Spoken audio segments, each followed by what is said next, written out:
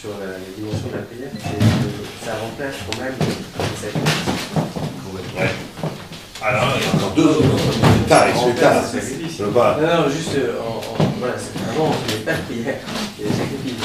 Non, ce que tu m'as raconté dans l'Agmara, dans le Brachot, il y avait, non, qu'Abraham Avinu a inventé le matin. C'est très important ce que vous dites, parce qu'en réalité, on ne prie pas de la même façon. On ne fait pas 3 fois la même prière 3 fois par jour. Il y a le prière du matin, Shacharit, qui a été inventé par Abraham Avinu. Donc avant même les sacrifices, qui est la notion d'accueillir la merveille du monde. C'est la prière du Chesed, c'est la prière où je remercie, où je découvre l'émerveillement du monde. Il y a la prière de Mincha que normalement on doit prier à la fin du jour, où c'est la prière du Din, où je restitue tout devant Dieu, qu'est-ce que tu as fait de ta journée. Et tu as une troisième prière qui est la plus haute. Elle est tellement haute, c'est que pour ça c'est un réchout, on n'est pas obligé de la faire. Et c'est un minag aujourd'hui, qu'on est obligé de le faire parce que c'est un minag, ça s'appelle Arvit, du soir, qui est celle de Yaakov Vaïvga. Vaïvga, c'est la chante de Pigoua, c'est la chante de se jeter en Dieu. La nuit, aujourd'hui on ne connaît plus la nuit, mais la vraie nuit, le monde disparaît, il ne reste rien. Et Yaakov Vaïvga, quand il arrive sur le mont du temple, il y a une sorte de clouf, de contraction et du temps et de l'espace. L'espace s'est réduit, le temps s'est réduit, ça c'est une abolition de toutes les références mondaines, où c'est la émouna la plus totale, où tu abandonnes tout et tu te jettes dans l'obscurité, dans les bras d'eux, c'est Arvit. Donc c'est 3 prières différentes. C'est 3 prières qui s'incarnent différemment. Alors le sacrifice aussi, c'est le sacrifice. Qu'est-ce que c'est le sacrifice? C'était dans le tabernacle, dans le temple de Jérusalem, ou bien le Mishkan, c'était la notion de prendre, vous savez, dans le sacrifice, vous avez tous les éléments. Vous avez le minéral, avec le vin, le vin d'eau, vous avez le végétal avec les ménachot, vous avez les sacrifices animaux avec les sacrifices, vous avez la voix avec les vignes, et vous avez la pensée du pigoule, du non-pigoule, avec le Kohen. Donc vous avez les 5 niveaux, le chant que les vignes disent, et la pensée du Kohen, l'animalité, la végétale et le minéral. Et c'est encore une fois, c'est ce dont on a parlé, c'est toute la prière, et donc c'était un double mouvement, un mouvement de prendre tout ce qui le monde était créé, de le transformer en miroir de retour à Dieu, et de prendre toutes les brachot que Dieu a amenées sur terre à travers le temple de Jérusalem. Au point où on dit que si les goïms savaient quelle bénédiction le temple de Jérusalem apportait au monde, ils auraient installé des armes autour du temple de Jérusalem qu'on n'y touche pas. Ça apportait une... Elle dit au point que les fruits n'ont plus le même goût. Les fruits d'avant la destruction du temple avaient un goût prodigieux. Là, ça m'a fait penser à quelque chose, peut-être que ça c'est une théorie personnelle, je ne sais pas si c'est vrai, c'est que Lévi-Strauss, qui était un grand ethnologue, quand il a étudié les Indes d'Amérique, il a découvert là-bas que avant que l'Occident arrive là-bas, c'est extraordinaire, le miel avait une puissance d'ivresse. Alors peut-être que là-bas, en Amérique avant, comme il n'y avait pas... peut-être que la Torah n'avait pas une influence directe là-bas avec la traduction du temple. Pourquoi? Parce que ils n'étaient pas dans le boule game, ils n'étaient pas dans l'histoire. Et donc les fruits avaient une puissance d'ivresse. Mais pas dans du temps, mais une sorte de chose de fade. Quelque chose de fade est tombé sur le monde. Et bien la prière, c'est restituer le monde et recevoir les brachot. C'est ce double mouvement. Ce double mouvement comme dans le temple. Donc exactement comme les sacrifices. Alors on va arrêter là, on va peut-être poser, est-ce que vous avez des questions? Et après on va dire un peu de 2 types. Oui. Est-ce qu'il y a des questions? Allez-y. Vous dites qu'il n'y a qu'une seule prière qui compte, c'est la Lila. Non, je ne veux pas dire ça.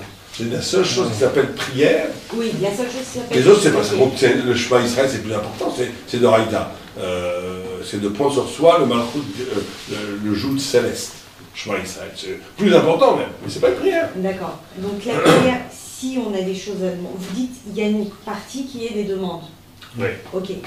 Vous dites aussi il faut prier pour les autres. Qu'en est-il des moments où, en dehors de ce moment-là, on prie pour les autres? C'est considéré comme une prière? Est-ce qu'on va être entendu plus qu'à un moment donné? Oui.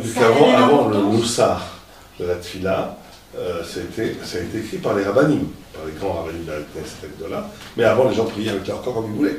Voilà, le dialogue, presque un dialogue. Les femmes, voilà. très souvent, priaient comme ça, ne faisaient pas la tfila, dans beaucoup de pays en Pologne, en Tunisie. Elles priaient avec le cœur le matin.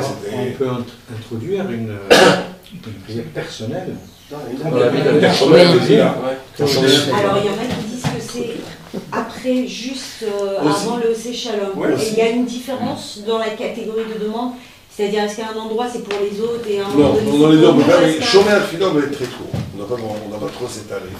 Parce qu'on est au cœur même de la Tfila. Alors qu'avant, c'est Shalom, après, le ça, on peut prier tout ce qu'on veut, prier pour avoir une nouvelle machine à laver, si vous voulez. Alors que dans chômer à Tfila, on ne peut pas prier. Il faut concentrer là. Mais c'est vrai qu'aujourd'hui, le Shemona Esrei est le cli et l'instrument qui permet une relation directe avec Dieu. Maintenant, chacun peut prier aussi. Avec son cœur, avec ses mots, avec sa langue. C'est jamais inutile. C'est certain. Et quand là, on prie pour la bonne santé, la refoua shelema, c'est là on peut introduire pour les autres aussi. Bien sûr. Bien entendu. Vous n'avez pas parlé non plus de l'importance de prier, ou la différence de prier seul et de prier minyan à la... Ouais, mais il y a énormément de sujets. Hein. Voilà. Le minyan, c'est la notion de parcelle d'âme. Avant, les gens priaient seuls. Depuis une certaine époque, il n'y a plus d'âme complète. Il n'y a plus que des parcelles d'âme. C'est pour ça que les gens s'appellent un tome crochu. C'est les âmes qui sont une partie d'âme. Et donc, on ne peut pas être moins d'un dixième d'âme. Donc, on sait que dans les 10 juifs, vous avez au moins une âme qui permet la notion du tzibour. Aussi la notion de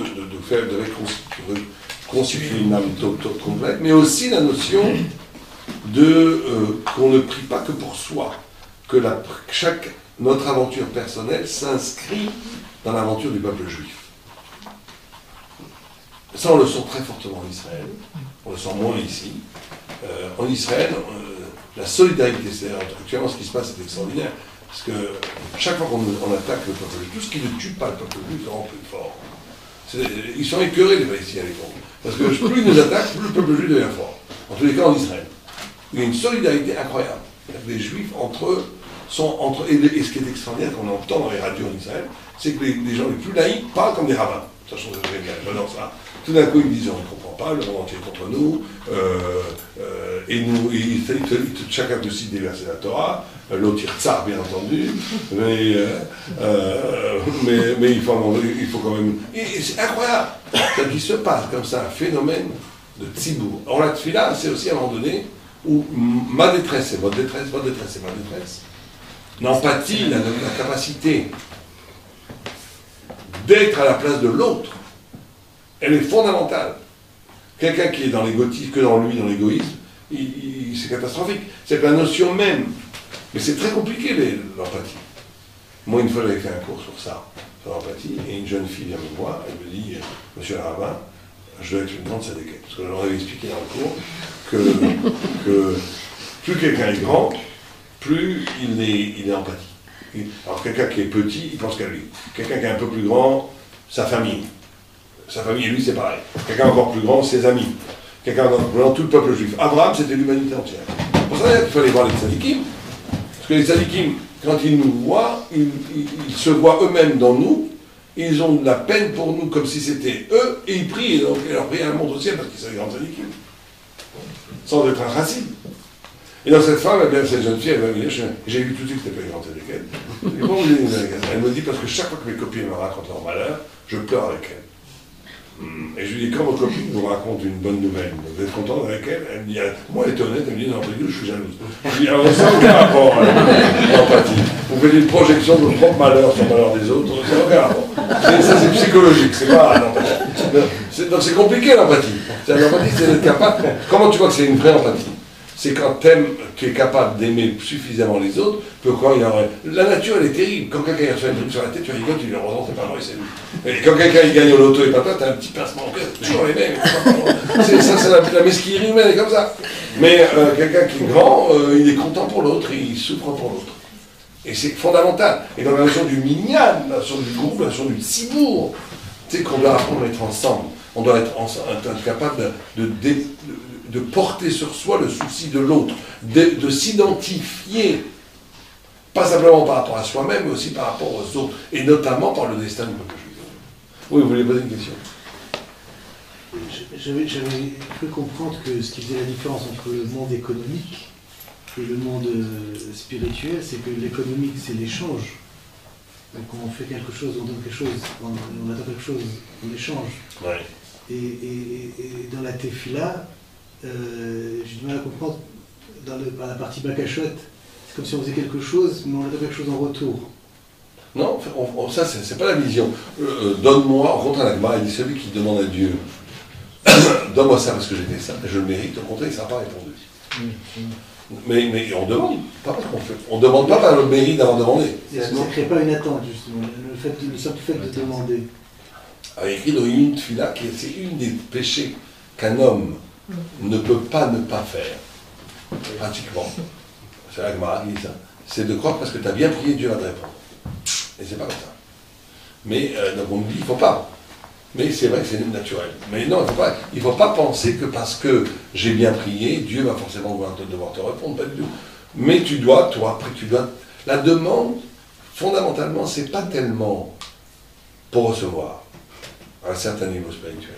La demande, c'est pour prendre conscience d'un manque et d'une relation avec Dieu, qui fait que, à un moment donné, cette demande devient une conscience de la non-plénitude de mon existence et du besoin de recevoir des brachot.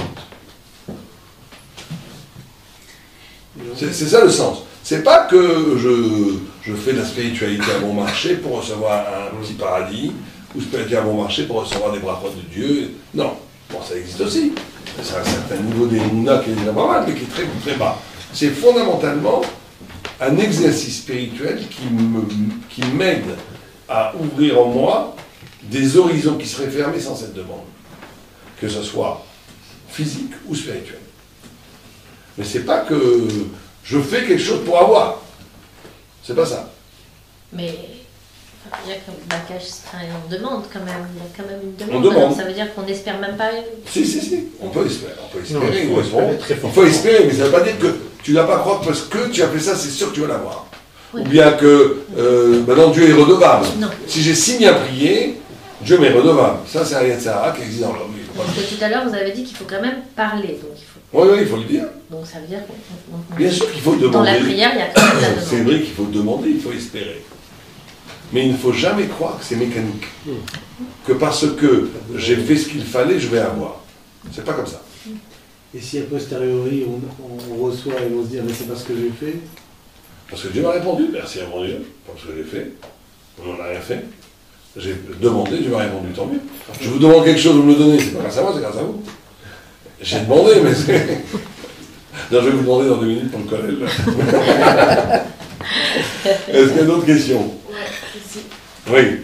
Par rapport à la Hamida, quand... Oui, allez-y. Non, il ne voyait pas. Dans la Hamida, par exemple, la Hamida des fêtes qui est très longue, comment ça se passe? Pas des fêtes, c'est-à-dire de Rosh Hashanah. Oui, par exemple. Sukkot aussi. Non, Sukkot n'est pas très long. Non, bon alors. Elle est plus courte au contraire. Bon alors. Enfin, j'espère qu'elle est plus courte. Non, celle qui est très longue, c'est le Moussa. C'est le plus long. Ouais.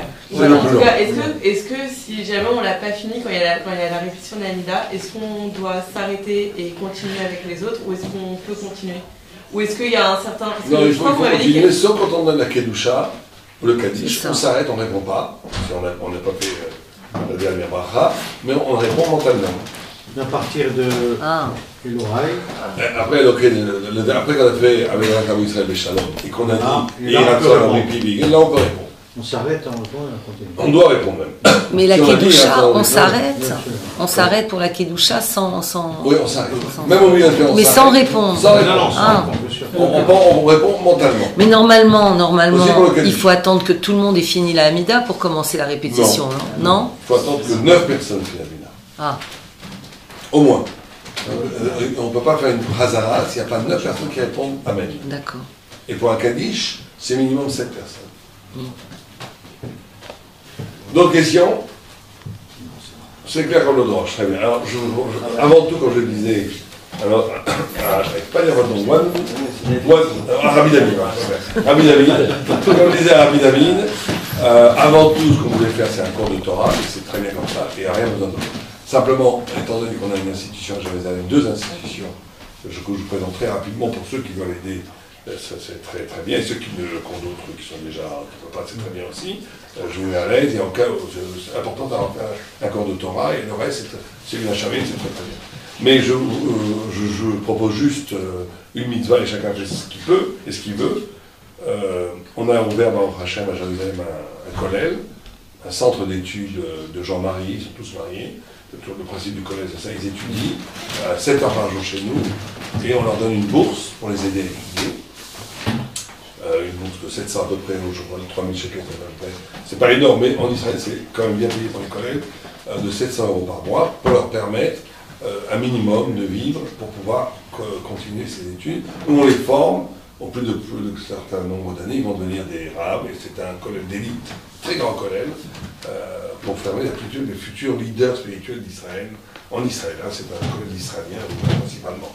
Ça, c'est la structure principale, qui au début a été financée par un homme. Moi, je voulais pas, j'avais pas du tout vocation à être dans ce collège, et c'est un homme qui a voulu le financer, en me disant fais-le. Je lui ai dit d'accord, et au bout de 2 ans, il a arrêté. Et moi j'ai dit je vais arrêter, quelqu'un il lui donnait une somme considérable tous les mois, et donc qui prenait tout en charge. Et j'étais voir les très grands d'Israël, je leur ai dit voilà, ils m'ont dit non, t'arrêtes pas.